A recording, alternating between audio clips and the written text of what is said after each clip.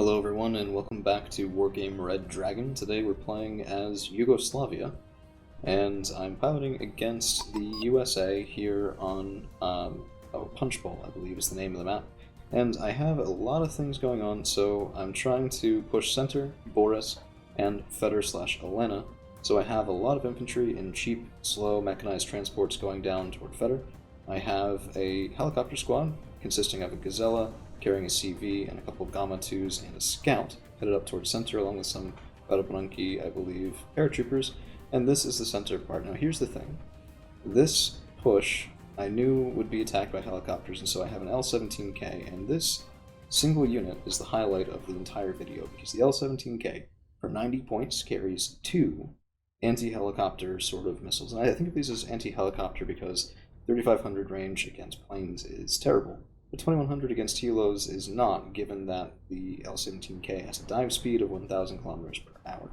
So it comes in, and sure enough, we have spotted the enemy helicopters, including a DAP. We take it down, not quick enough to save our own scout helicopter, but that saves probably, well, maybe not the rest of this, but it certainly helps out stabilizing in Boris.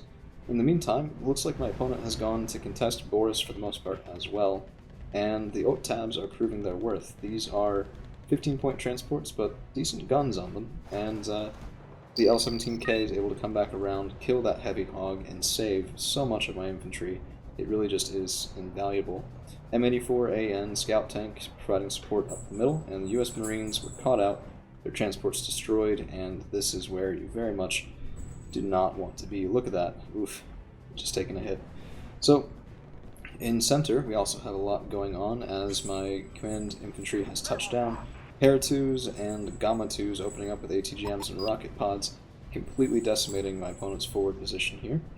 And we have the Radobranki sitting, touching down to protect those command infantry as well. I am moving them to a more suitable position, and we have a look now at Pivads and a couple other units of infantry. But here's the thing, this sort of push now going on in Boris and in center. Apologies for the little bit of background noise. We have a new kitten, and she's adorable, but she occasionally likes to squeak and play with her toys, so some sound is inevitable.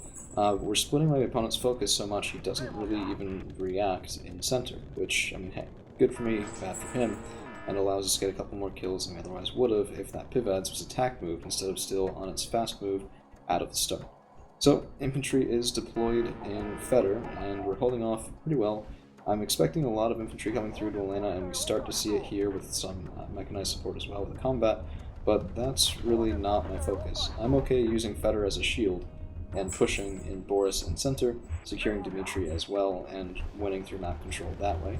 Barabranki and HT-40s are doing excellently against US Marines, and, well, we have decent board presence here. I'm not going to say we have control of center in terms of, lockdown defensible, but we certainly do in terms of we're capping it, we're getting the points, so there's a +2 ticking from that, and, that's pretty good. Heavy hogs coming in, and they will do very well against my infantry, but Budskaya PS, or as close as that is to it, are pushing forward, and the L-17K comes in and takes both those out in short order. So I'm feeling pretty good about this. My opponents, this is sort of the thing, right? Like, if you're playing ranked or something like that, well, at least from my own limited experience and from what I've seen, you want to start with an air superiority fighter because those L-17Ks would have been shot out of the sky, and instead of me being up 250 points in helicopters, he would have been up maybe 140 points in terms of killing my Helo hunters. Maybe it would have been a trade, but it certainly would be better than the current situation. HT-40s nearly out of rocket pods, just scouting in force, face-checking kind of thing. And there are some infantry there, but the Radobranki are holding strong. And this position in Boris is pretty nice. I mean, we have a lot of Brdskaya PS, and I use these because the 1400 meter range, 15 AP, is very devastating in an area like Boris as well. Feder is less successful, and this is something that I need to get better at. Personally, I tend to focus on one area to exclusion, so I'm not even really looking at Feder very often during this game. I'm trying to push Boris. I'm trying to establish the center of the board instead of really dealing with this here. So as long as I have good infantry, And, you know, should they start to take casualties, I'll send in reinforcements. That's really all the mind that I'm putting to it. Spat Bow of 30 doing pretty well. M84AN, it's a bit of a cautious deployment here, but if you're expecting attack helicopters out of Anna, it seemed like a safe place to have it behind my AA until I can expand that net. And that's what I'm doing right now. So we have another Spat Bow coming up, Spat Bow over here. They're not the most wonderful AA pieces, better for helicopters than planes, but I was going to rely on air superiority fighters to take down planes if need be. So, center is ours, Dmitry is just neutral. He's not going to fly over me like this, it's too risky to get things shot down.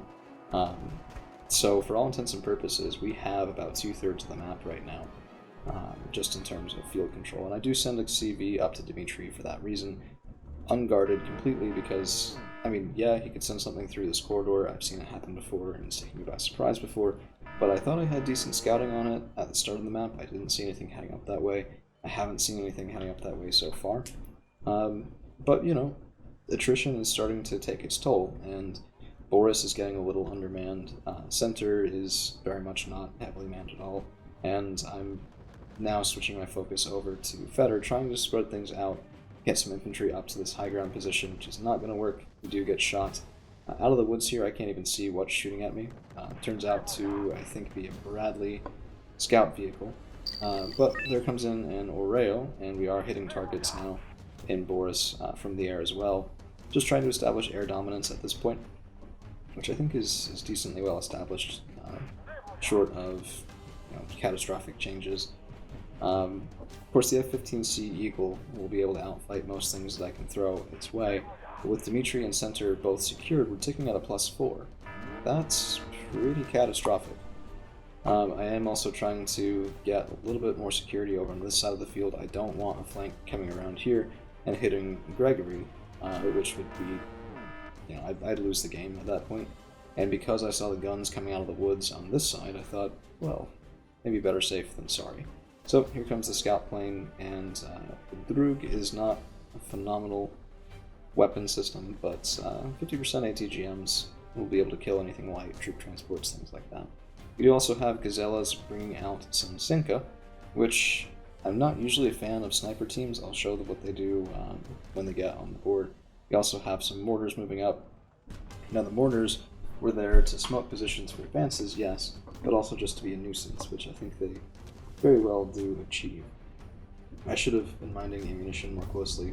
It's one of the things that I'm not so good at quite yet, dealing with logistics before they're required. I mean, it's difficult, right? Like, if you want to reinforce in as many positions as I do, and you also want to put out expensive resupply vehicles, I guess I understand more now, as time goes on, why people do favor the 10 to 15 point trucks instead of the 30 or 40 point trucks, which are more points efficient, but they're also way more of an investment. If they don't get to their intended location, it's a bigger loss. If they get captured, it's a bigger loss, and it's just more of a thing to save up for before you can send the solution on the way, right? And sometimes timeliness does matter quite a bit. So let's speed things up here as the game does drag out a little bit in the center. I think we've taken down enough of my opponent's forces that he's feeling a little cagey and trying to just build up for a single large push kind of thing is what I was anticipating. At this point anyway, it's what I would do, because if you're down on points and you're down on map control, it's going to be a hard time. So we have finally US Marines moving up, but Radobranki take out their support, and now we have my Radobranki shooting from the woods and the US Marines out in the open, which is not going to be a good situation. We also have Oreo 2s and a Super Galeb coming in and hunting specifically for whatever this was. I figured it was an Abrams, and later on we can check kills in the Super Galeb. I think it's an M1A1 or an M1A2, which is just to put 100 points or so icing on the cake. Radobranki do in fact stun the Marines, and this is the difference between, you know, cover and no cover. These Marines are stunned, they're panicked, they're hitting at 20% accuracy. My Radobranki are shooting with 53% accuracy, and yeah, it's not even close. We've just taken our first casualty, and the Marines are down to 19 men left. So another Oreo coming in. This is just a cheap bomb. I'm trying to thin the herd a little bit. Something that I've noticed is quite effective when your opponent has expensive infantry. So US Marines are 30 points apiece. That bomber is 70 points. If I'm bringing in a bomber to deal with 10-point motostrelki, I'm not going to be able to make my points back. If I'm bringing it in to deal with Marines, well, maybe then I can. And the reason I didn't shoot it at that, I shot it at the back, was because I had seen weapon and fire coming out of this back range. I figured it was probably more US Marines, which might have been erroneous, but I think it was probably right. And I thought that my own infantry could finish the kill here. Although, maybe that was a little optimistic, given that my infantry, I have no idea how to pronounce this, are definitely going to lose that 2-1 against the US Marines. Well, in any case, we have more infantry reinforcements moving up, so that problem won't be around for too long. And yeah, look at this, Radobranki are only down to 16, having wiped out the entire double squad. Those should have been retreated as soon as they started taking fire, and I think at this point it was just a bit of a, well, shit. So Senka are moving up, and they did get a couple kills I didn't quite manage to highlight here, but we have more weapons fire coming in now. They sound like a freaking tank gun, but US Marines are at 15, and let's watch those Senka shoot. 2 shots, 2 hits, 2 kills. So they're almost as effective as the OTS in terms of slowing down these US Marines. Granted, they're expensive, but that is some nice firepower return on investment, and I talked with my opponent afterward. They were in fact invisible while firing, which was just beautiful. So, cut off that advance completely, in what would ordinarily have been a relatively safe forest-to-forest jump. We've got about a minute left. I'm going to speed up a little bit through it, because I think we've mostly gotten the point across. At this point I do push forward some of my own vehicles just to make sure that there's no last-minute shenanigans that will actually take me out. And here come last-minute shenanigans. So we have an F-111F Aardvark. This is a 120-point cluster bomber, actually a pair of them coming in. Spatbulbs stun the first. I send out my 2 L-17's. They're not great interceptors, but I just wanted them to stun the other one, and we do get the stun. They both carry past their targets without dropping their bombs, which is what I was hoping for. L-17's come around, L-19 off the back, and gets that last kill. So we did handle that last minute, I want to try and bomb fish for your home zone. It wouldn't have won the game, but it certainly would have been obnoxious. And that's all we've got for today. Standout units for the L-17's, the M84AN got a couple kills at the start. Really everything did pretty well. There weren't a lot of units that were too horrible. The Super Golub got an M1A1HA and an M1A1, so about probably 180, nearly 300 points worth of value there. Everything did quite well. Well, thank you all for hanging around. We'll see you again real soon.